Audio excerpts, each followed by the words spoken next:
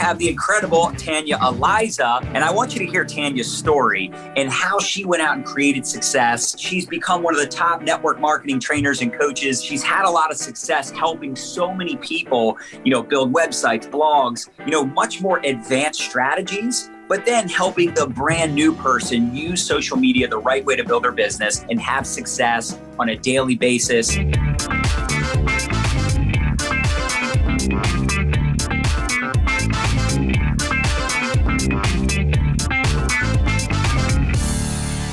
Tanya Aliza, welcome. So John, thank you for having me out. Nadya, thanks for having me out. Your guys' community is thebomb.com. So I'm so excited to be here. So Tanya, I would love for you to start off because obviously we might have some people that don't know you.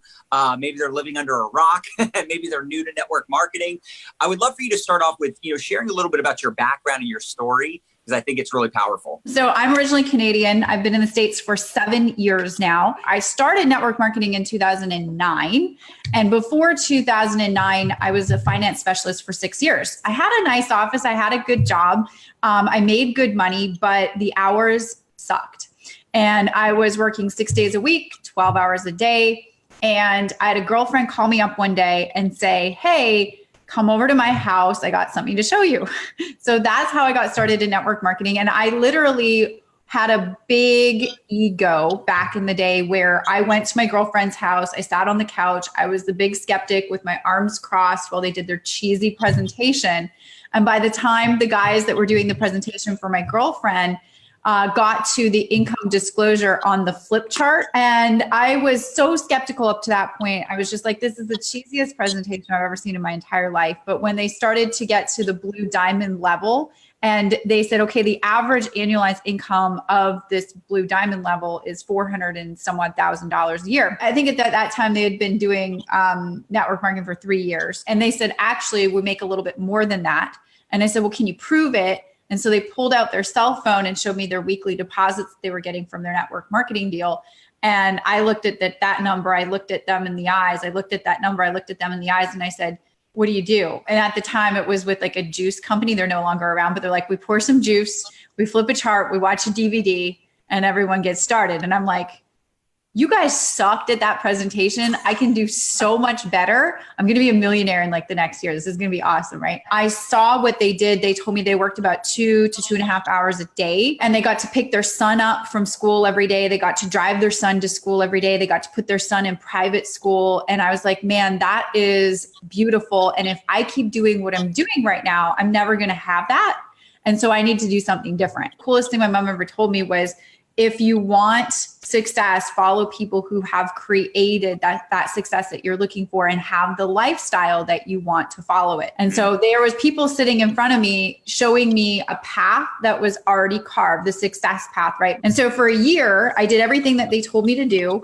But I really wasn't taking it seriously. Like I was casually building my business. I was like, man, there's something to this. And then I had my dad pass away. If anybody has heard me talk on stage, I typically share this story now. I never used to, but my dad passed away in 2010, really suddenly at 61 years young of a stroke. He just woke up one day, went for a shower to go to work and was gone. And I had to leave my finance job to come and take care of the family, help my mom eat and cook and clean and just all that stuff. And when I wasn't working my finance job, I wasn't getting paid. Obviously, that's what happens with a job, right? So I still had this check coming in from my network marketing deal. And I was like, maybe there's something to this. At that point, I decided to get a little bit serious about my business and really treat it like a business. Now, John, here's my problem. And I'm sure that you have the same problem and disconnect sometimes with this network marketing model. There's two problems. I believe there's two big problems. The biggest problem is it's too cheap for somebody to get started. Yep. And the second problem is it's called network marketing, but people forget the marketing part of it, right? And sometimes the work. And the work part of it, yes. Actually, maybe there's more than just two problems. So yeah, that's the thing. Like people don't treat it like a business, me included at the beginning. So I didn't realize the power of investing and treating it like a business. You got to invest time or money into it or both, preferably both. And people don't treat it like a business as far as like the time, like they don't allow it to take the time that it needs to cultivate itself to where it is that they want to go, like their goals and dreams. They quit after a month or a year even of results not coming in the way that they want it to. It's a business, right? And the other problem is the marketing part. And I realized that the marketing part was missing for me in 2010. And that's why I decided to come online and learn how to actually market my products and my services, my opportunity that I had. And I knew that there was people online that were looking, like specifically looking, prime prospects. They were looking for solutions to their problems that they had, that my products and services and my opportunity could solve those problems. So I was like, how do I put myself in front of those prime prospects so that I'm not having to hit shopping malls and coffee shops up in front of non-prime prospects, people who are just sipping coffee and not looking or shopping for a business? Why am I going to go talk to those people when I can put myself in front of people who are actually looking for what I have? It's just a more efficient use of my time. And I didn't have a lot of time because working my finance job, guys, just like you, if you got a full-time job, you might be working 8, 12, 24 hours a day, right? And you don't have the time to physically go out there and like prospect out in the cold market. I started marketing on social media, and that was like so faux pas back then. Like everybody was like, oh, you're marketing on social media? Like you can't do that. It'll never work. It'll never duplicate, blah, blah, blah, blah, blah. And I just said, I have to learn this. There's other people out there that are creating success doing this. I got to learn this because I need to reach more people. I need to leverage out my time. I need to create systems, because there was this thing inside of my brain that was like, successful businesses operate off of systems, right? So if you don't have a system working for you, you have no leverage. If you don't have automation working for you, you have no leverage. And if you don't have leverage, you have no life.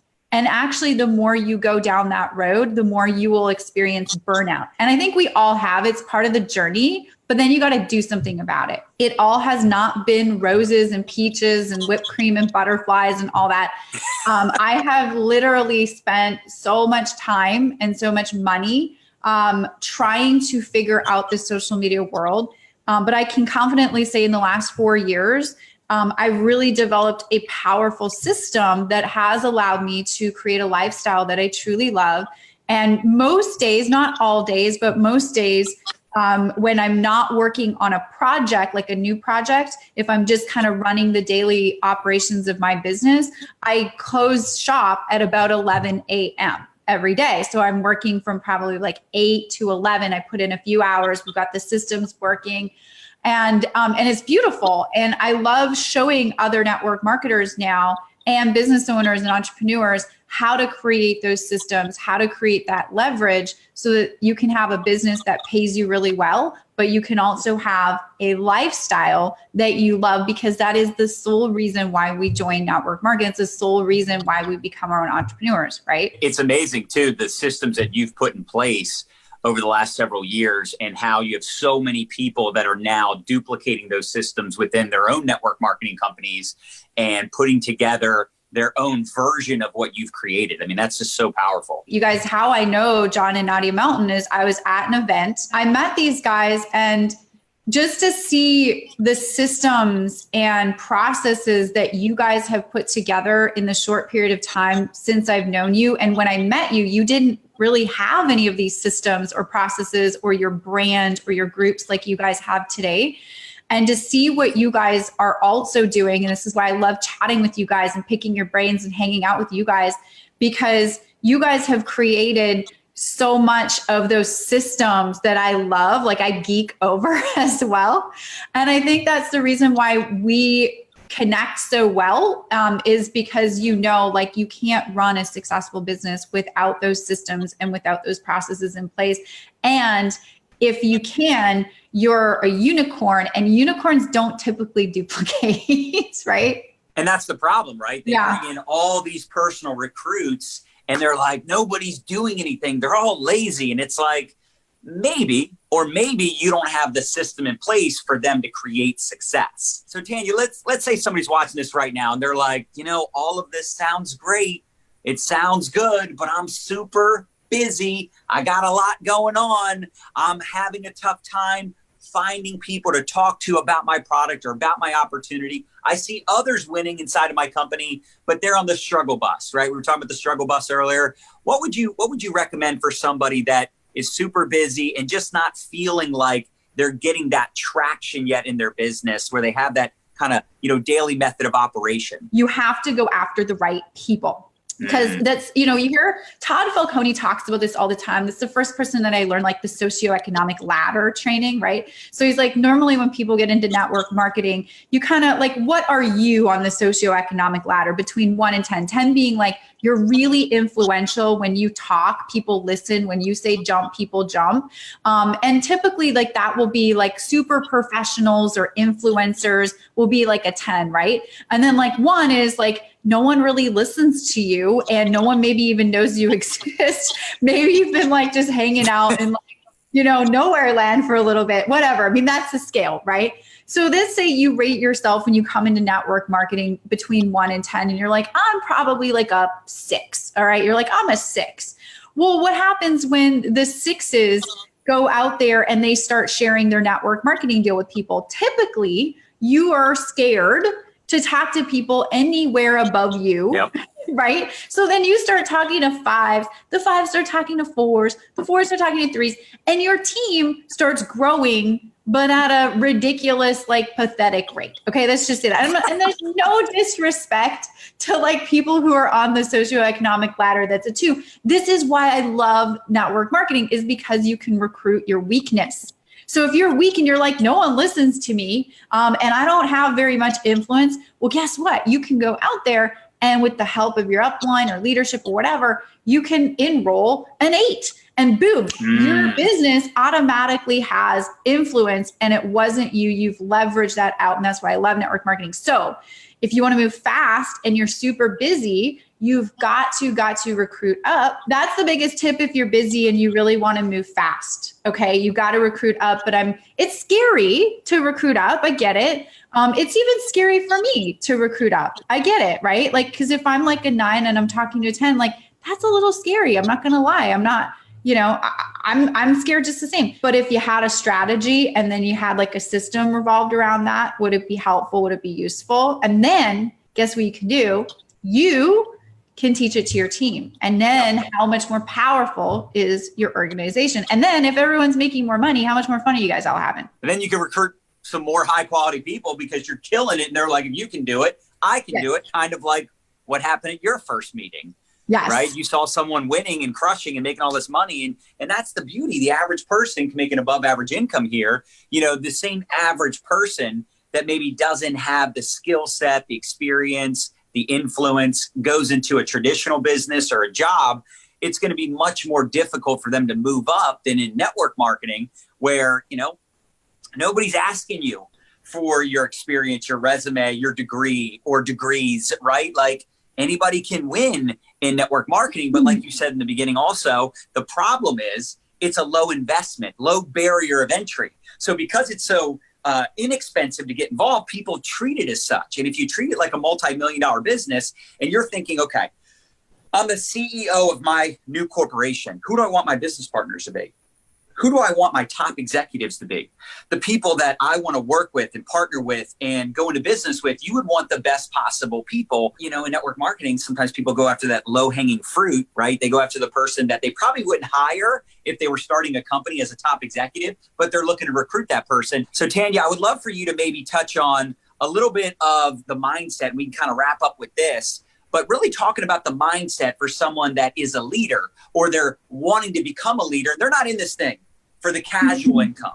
They're not in this thing just for some side money. Like they want to fire their boss, right? They want to replace their income. Maybe they even want to go out there and make 6 or 7 figures inside of network marketing. What do you think the mindset really needs to be? It's surreal. And sometimes I have to pinch myself because I never thought in a million years that I would be there. And I just wanted to make $5,000 a month. Like when I got into this thing, I was like, if I could make 60 grand a year, I would be happy. And I could still probably be happy at that, but the impact is a lot smaller. So the more money you make, it just reflects the value and impact that you have in the marketplace. And so it's really cool. And I couldn't do it without my team. I couldn't do it without the people that surround me. So you asked me, what's the mindset of a leader and what does it have to be? And it depends. It depends on if you want to be that leader that actually has a lifestyle, or do you want to be a leader that is a slave to your business? And this has been a big eye-opener in the last year for me, because I've gone through some things where I've really had to take a step back and ask myself, what is really important? Because everyone's chasing the check right now.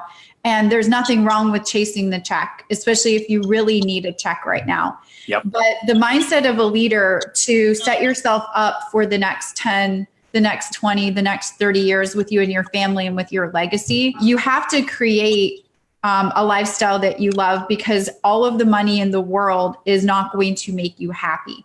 It's just not. It might temporarily solve some things, but having a bigger bank account doesn't make me happy. Having the quality of life that bank account can help me with, or I can give more to my family or to people that I love, that's the real deeper meaning of this all. And if I was having to do some of the things that I've seen some of the leaders in network marketing have to and still do, and I talk to a lot of leaders in network marketing on a weekly basis, and I get to hear their struggles. I just had a meeting with a lady that I went for dinner with in Dallas, Texas, and she sat down at the table and looked so drained, it wasn't even funny, and she was making a lot of money, but she was not happy. And so you have to have the mindset of being proactive versus reactive. Remember that, guys. Proactive versus reactive. Proactive is setting up your business properly with systems that can support your lifestyle. Because if you don't, and sometimes you do need to slow down to speed up, that is the truth. You don't have the right systems, if you're not following the right people that have the lifestyle, and truly, truly take a look at those people's lifestyle, not just necessarily what they're posting on social media, because social media sometimes can be a facade. Really, truly look into these people's lifestyle and ask yourself if you want that lifestyle.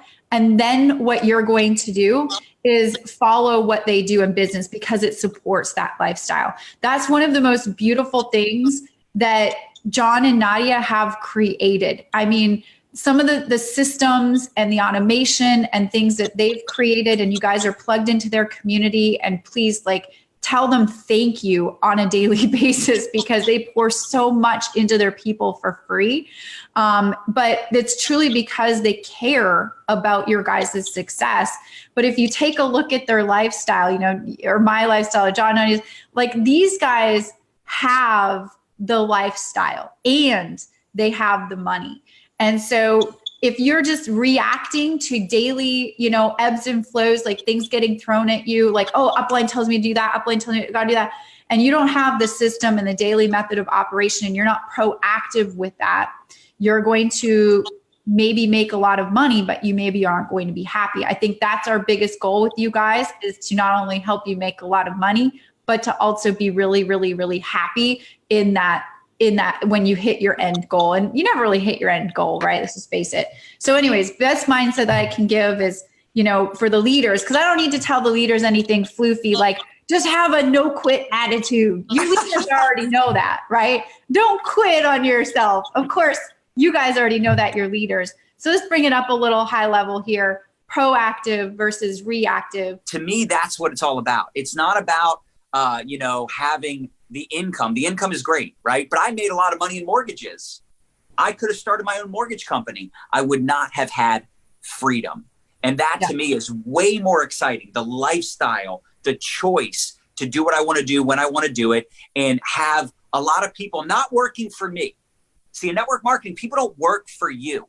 They work for themselves. So here, everybody is independent. Everybody's starting their own business. We're here as leaders, right? If you're a leader, even if you have a team of no one, you're leading yourself, right? One day you could have a team of thousands. The key, though, is everybody in your business, right? They have their own businesses. That's their company. They're the CEO of their own network marketing company. and you're just there to help them, give them the tools, give them the strategies so that they can plug in and create success for their business, which in turn is success in your business. And this is why I love you guys so much, is you're not only trainers in network marketing, and you guys didn't seek out to be trainers in network marketing. It just evolved because you had created so much success in network marketing. But guys, pay attention who you're listening to and who you're plugging into and buying stuff with and investing your time with. These guys are in network marketing. And I love that because they're in the trenches learning and doing and then teaching. They're not just teaching hypothetical stuff that maybe would work or not work. They are in the trenches with their teams. And, you know, I see them and that's why I love still, like, I get people that ask me all the time, like, Tanya, you've got this successful coaching and training business, but why are you still in network marketing? You don't have to be. And I said, well, I do have to be for two reasons. One reason is if I'm going to call myself a network marketing trainer, I want to be doing what I'm training. It just sits better with me. The other thing is if my training company, because here's the thing, for me to keep my income and cash flow going in my training company, I got to keep selling my training products. I got to keep selling my coaching. I got to keep selling. There's no leverage there, guys. Really, there's not. So if I have my network marketing business as a branch of my brand, there's pure residual income and cash flow for me. So why would I ever give that up? Why would we not want to help you create a fantastic success story in network marketing and raise the vibrational energy of everything that we do inside of network marketing as a profession as a whole? Why would we not do that? I love Jim Rohn saying, you know, help enough people get what they want, you'll ultimately get what you want. So hopefully you got a ton of value. If I can do anything for you guys, just let me know. Just thank the Meltons, man. These guys are total rock stars in everything that we do. If you're following them, so much free value. Thank you guys so much.